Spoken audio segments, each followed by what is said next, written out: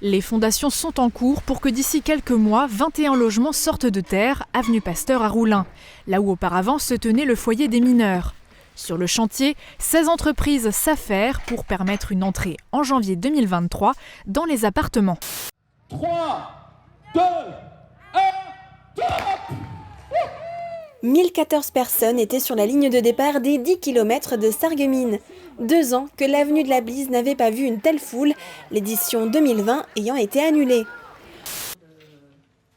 Musique Maestro. Le conservatoire de Sarreguemines a depuis le 1er octobre un nouveau directeur. C'est Thierry Benoît qui succède à Olivier Gannet, parti à la retraite en septembre.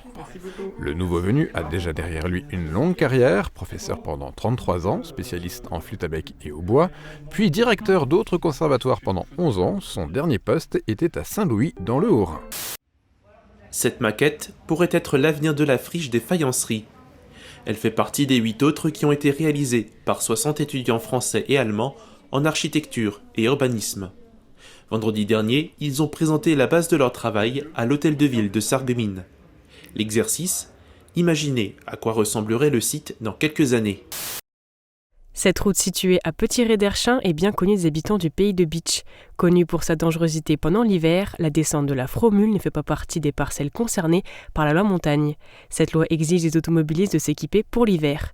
2 solutions s'offrent à eux, soit être équipés de 4 pneus certifiés hiver ou avoir des chaînes ou des chaussettes dans leur coffre pour équiper au minimum les 2 roues motrices du véhicule. S'entraîner au tir laser dans leur gymnase, une nouvelle expérience pour les élèves du lycée Tessier. Ils ont pratiqué ce sport sous les conseils des membres de la Société d'escrime et de tir de beach mercredi après-midi. Le matériel fourni par la société d'Isag leur a permis de s'essayer à la discipline de tir au 10 mètres, comme dans un vrai centre sportif. Un zeste de potion magique, un filet de toile d'araignée et une dizaine de citrouilles. Voilà les ingrédients pour organiser une après-midi spéciale Halloween pour des écoliers.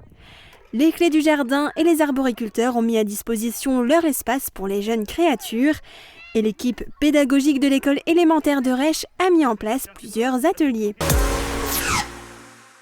C'est par une minute de silence qu'a commencé cet hommage à Samuel Paty, devenu un symbole de la laïcité et de la liberté d'expression. En cette journée, il était important pour le proviseur de la cité scolaire Jean Moulin de poursuivre avec un moment pédagogique sur ces thématiques.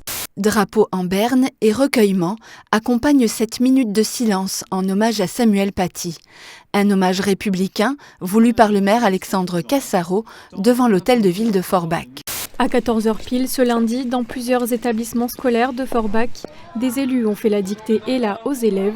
Cette année, le texte était écrit par Hervé Letellier, qui a obtenu le prix Goncourt 2020 pour son ouvrage L'Anomalie.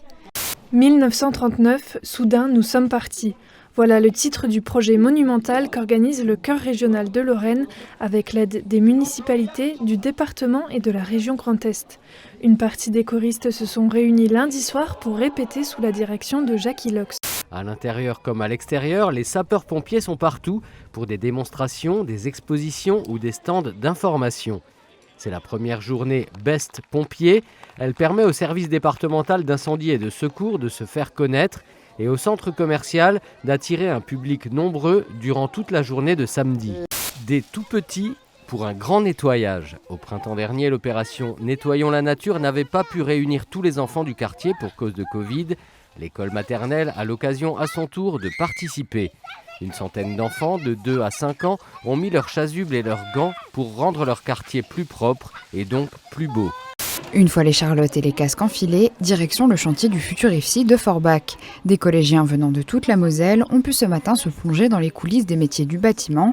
Une opération organisée depuis 19 ans à destination de près de 900 jeunes chaque année, avec pour objectif de redorer l'image des métiers du BTP et d'encourager les jeunes à la formation.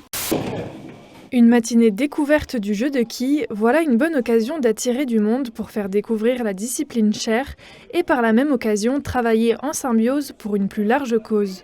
Sur place, il était possible de faire un don pour la Ligue contre le cancer et la découverte au jeu de quilles était accessible à tous. L'avantage du terrain, mais aussi du public, vont être déterminants dans un match qui va rapidement prendre une tournure favorable aux Rouges. Dès la 10e minute, c'est Chiarello qui ouvre la marque. Après un discours du président de l'Eurodistrict, les participants se sont répartis en 3 ateliers de travail. Avec une animatrice dans chaque groupe, les porteurs de projets ont pu se présenter à tour de rôle. L'objectif étant d'échanger et de trouver des solutions ensemble pour que les projets de chacun puissent aboutir. Le lycée Jean Moulin accueille un invité de marque ce jeudi matin dans la salle du CDI. Enfant du pays, né à Saint-Avold et ami du proviseur Samati Shea, le général Volstynski a mené une carrière exemplaire, de pilote de chasse jusqu'au poste de chef d'état-major de l'armée de l'air sous la présidence de Jacques Chirac. Depuis la fin de sa carrière en 2006, le général vit une retraite active, notamment auprès de la jeune génération qu'il rencontre régulièrement pour lui transmettre son savoir et partager son expérience.